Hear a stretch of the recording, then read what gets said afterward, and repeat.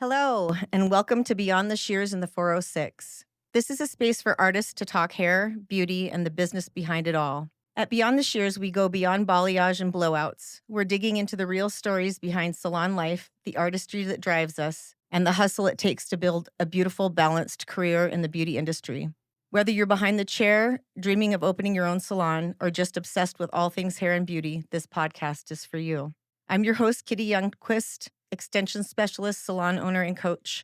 And joining me often is my right-hand woman and one of my very best friends, Jennie. She's our salon manager, a talented artist, and someone I couldn't run this business without.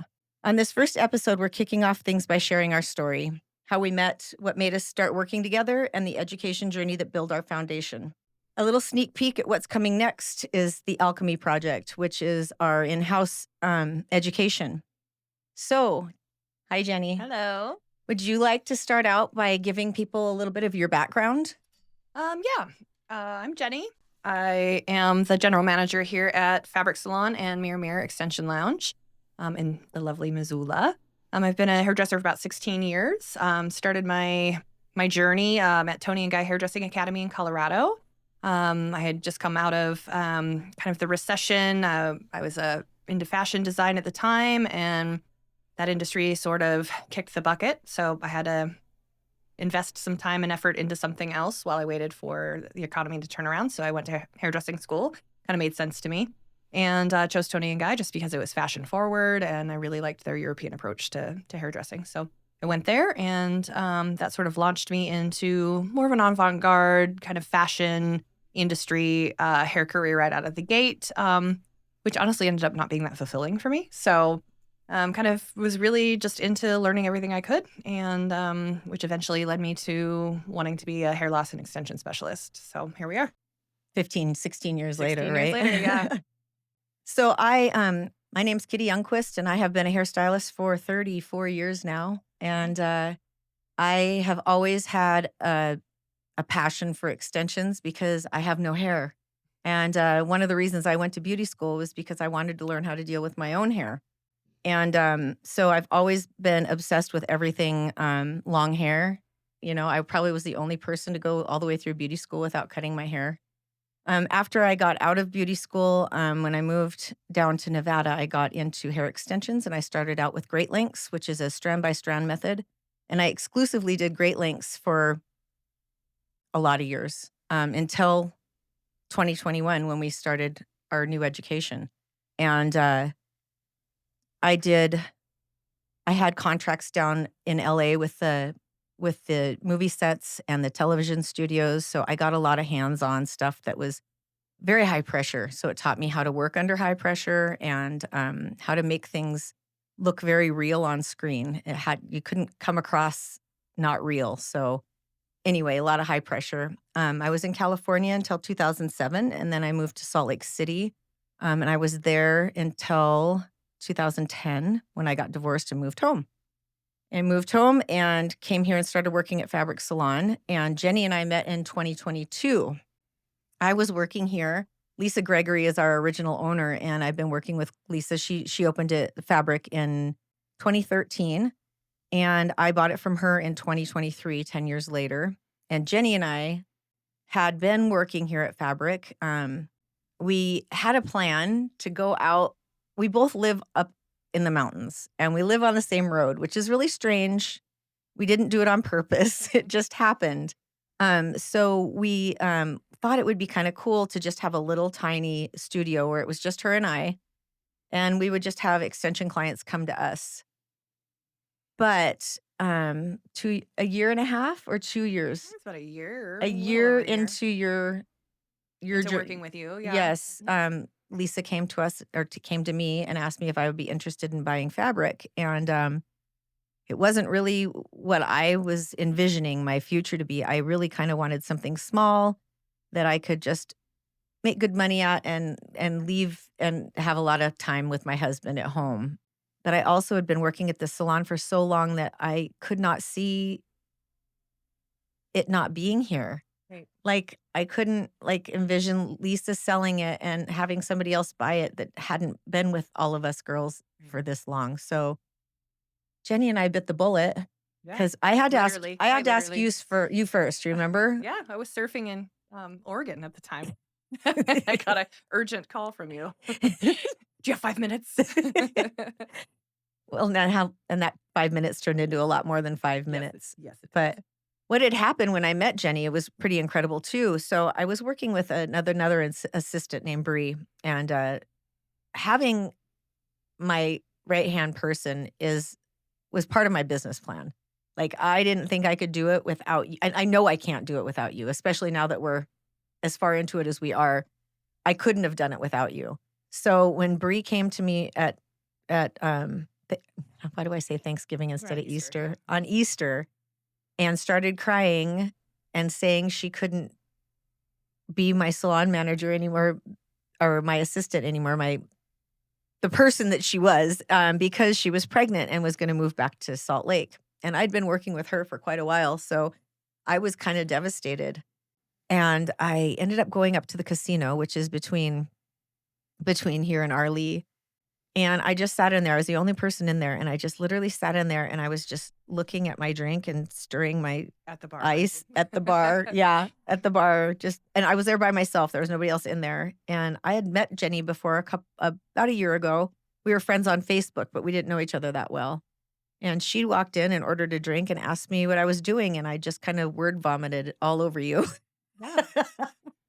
Yeah, it's kind of funny too, because I was getting ready to leave the salon I'd worked at for 6 or 7 years, just being generally unhappy and having no room to grow, and especially becoming a hair loss specialist and an extension specialist. I just did not see a future there. So I was sort of spinning my wheels too. Like, what am I going to do next? Where am I going to go from here? Like, how do I start over and move all my clientele and all of the things? And just, and I wasn't even supposed to go to the casino that day. And my husband was like, let's just go for a second. It's Easter. And if you know me, I hate gambling. So I went straight to the bar to get a drink, and there was Kitty. So yeah, word And then vomited all over me. Yep. And where And am I ever going to find a new person? And I just raised my hand. You did. I'll do I it. literally raised my hand. And it was kismet. Punch me in, coach. I get goosebumps thinking about it, because you literally went. That was a Sunday, I believe. Yeah. And you went Monday. And, Monday morning, I put in my 2 weeks. Yep. And Yep. we started then. So it was really interesting. And we started out here. Lisa was amazing enough to know that what my plans were, but also let us start here and work together. And anyway, it ended up growing into much more than we thought. And it's such a great partnership too, because we aren't the same person. Like, we have a lot in common, don't get me wrong. Yeah. But we definitely are not the same. But we also respect each other's differences. So I kind of want to talk about how you felt at your old salon and what we're trying to build here that's different from where you came from. Yeah. So let's start for the people out there that maybe are still in school and never had the opportunity to work in a different salon, Sure. and kind of just give a little bit of a background on what your commission looked like we don't need to name where it was, just Right. at your other place. Yeah, I mean, it started out just kind of like everything else. You start out sort of at a base rate, things like that. But what I started to realize very quickly was that there was no room for growth. And that, I believe, is like death for a stylist or death for an artistic person.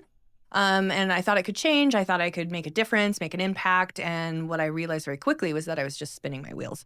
And that no matter how hard I worked or how hard I pushed it, that I was just burning myself out. And I literally came to a crossroads of, I'm going to quit the hair industry, or I'm going to bite the bullet and really thrust myself forward and make a huge change. And that unfortunately involved, or unfortunately, it turned out to be a fortunate situation, but leaving my current situation. Which, again, if you know me, I'm a pretty loyal person. So I will stay in situations that aren't necessarily healthy or good for me. Because I feel like I, can change things or make them better. And I found out very quickly that that was not the case, and that I needed the creative outlet and the room to grow, and I needed the culture of the salon that I was going to be in to really embrace that. And that was certainly not the situation there. So, and I think that unfortunately is a lot of salons. I think that one of the things that I said to you that day when we were talking was, I want to save artists from being slaves behind the chair. Yeah. And that's a real thing. Beauty school teaches you a lot of stuff, but it does not teach you how to be a business person. Um, beauty school teaches you that if you're booked and you're solid and you're busy, that you're successful. And more damaging is that if you're not booked, you're failing. So you need to take everybody who comes through that door, kids cuts, Yep. men's cuts, things that don't necessarily bring you joy or make you happy, because if you don't have a full schedule, you're going to drown. And that is the biggest crock of crap ever, and once you kind of learn that, and I think they need to start reteaching that, like, find what makes you happy, find your niche, find your specialty. And of course, when you first start out, you want to learn all of the things because you need to be a well-rounded stylist. Yes. However, you find out very quickly what your passion is. And I think burnout happens when you're doing all of the things that you don't want to do. Like, for instance, I love children, but I don't like to cut their hair. It stresses me out.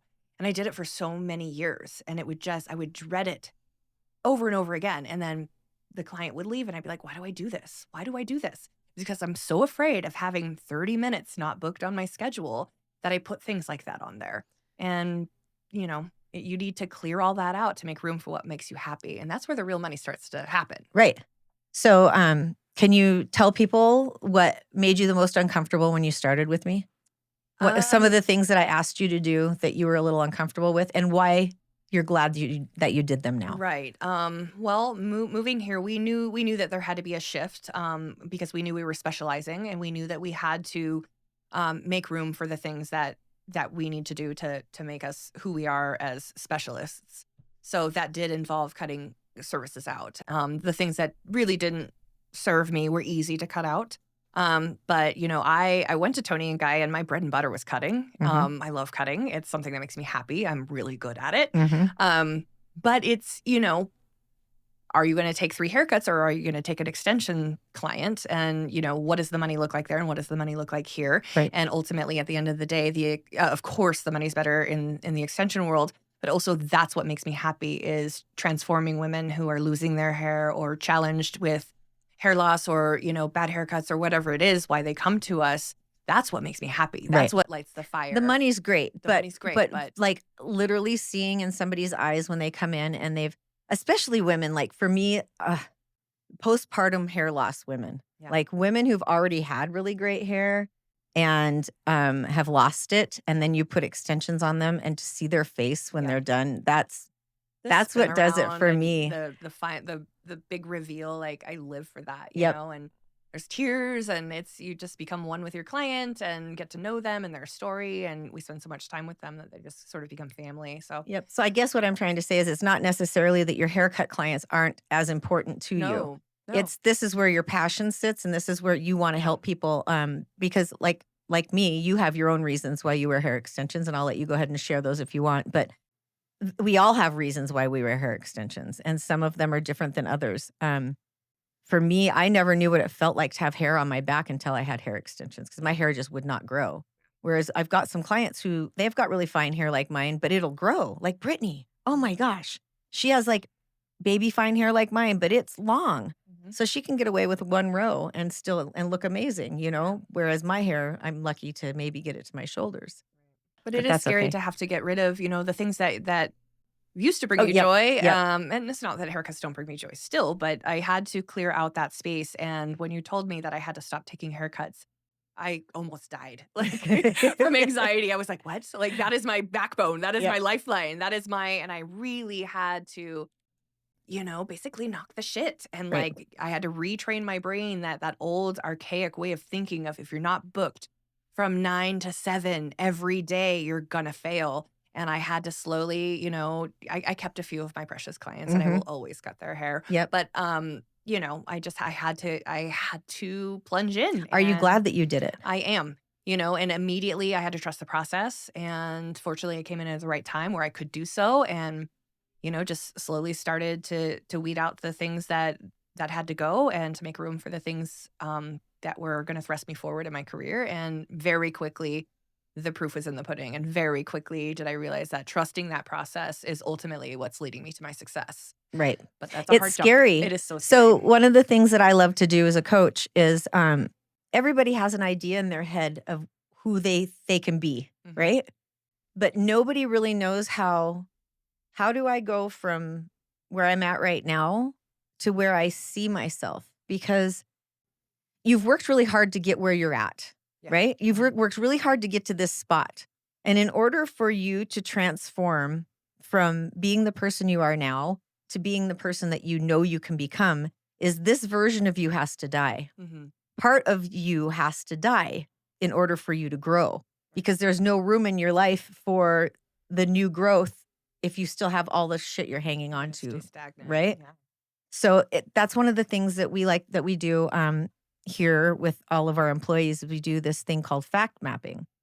And I actually have been thinking about opening up fact mapping this coming year, to anybody who might want to join us at the library that's from Missoula, or even our clients. So, because I think that it can work for anybody. And fact mapping is basically where you take the time to slow down enough to take account for where you're at in life right now in 4 areas: your body, your being, and your being is your spirituality. Think meditation or church, whatever is for you. Um, and then balance, which is your family and your friends and people you spend time with outside of work. And what's the final one? Body. No, body being Body balance, being balance. in business. Business, of course. Of course. And business is the last thing. And we break all 4 of those things down, and we look very closely at where we're at right now and where we want to be. Which is the hard part, right? And that kind of brings us back to that whole dying of the old self and really like making the space to grow. You have to take a really hard look at where you're at and why you're stagnant and why you are where you are. And what can you let go of that you don't want to let go of? And it's really difficult to kind of reach inside and go, okay, I'm here, hi, it's me. I'm the problem. It's me. Right. But that's the case. And I've really seen it. I mean, it was life-changing for me, but I've really seen it for our employees, how much that's really helped them grow, not only in their salon life and their life here with us, but in their lives at their, at home, and with their health issues and their body stuff and whatever it is, that makes us whole. And if one of those is out of whack, the whole thing is off. Mhm. And that's one thing I didn't realize, that I was just horribly out of balance, because I am a workaholic, and I am a grinder. So it's one of those things. And grinding is good. There's a place for it. Yeah. But there's also a place for you and time for you to take care of you. And Right. that's what I've noticed. Yeah. The biggest change I've seen in you is you're taking time for you. Even right now, you've got your challenge that you're challenging yourself with the M. I'm so proud of her, because that's a tough hike. And she does it on her lunch breaks. And yesterday she forgot to bring her workout clothes. You go ahead and tell them. Well, I was wearing black jeans and a gray sweater, and I made it halfway up the M, and I asked some individuals, and one girl looks at the other and she goes, "Black jeans, really?" And the other girl goes, "Tourist." And I just chuckled to myself and kept on charging. Maybe. But yeah, that's part of your fact mapping, though. Sure. Is Yeah. that's why you're doing It really that. has changed my life. I've got Mhm. my mom doing it. I've got everybody I know kind of doing it. It's a really great way to figure out where your goals are, where you are, and how to breach that gap. Yep, that's what it is. It's filling in the gap. Mm-hmm. But it takes a lot of courage to look at yourself. It does. It does. And some years I make a little progress, and some years I make huge giant leaps. And it just kind of depends.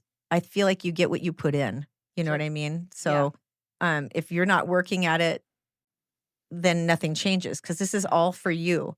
I mean, you could do your fact mapping for me. Like, you could write down things that you think I want to hear, Mhm. just to like get brownie points or whatever. But if Right. you aren't actually working on that Yeah. and doing it, then Right. it's worthless. I mean, you have to put in the work for you. Yeah. And for me, like, I spend so much time thinking about work and so much time thinking about that stuff.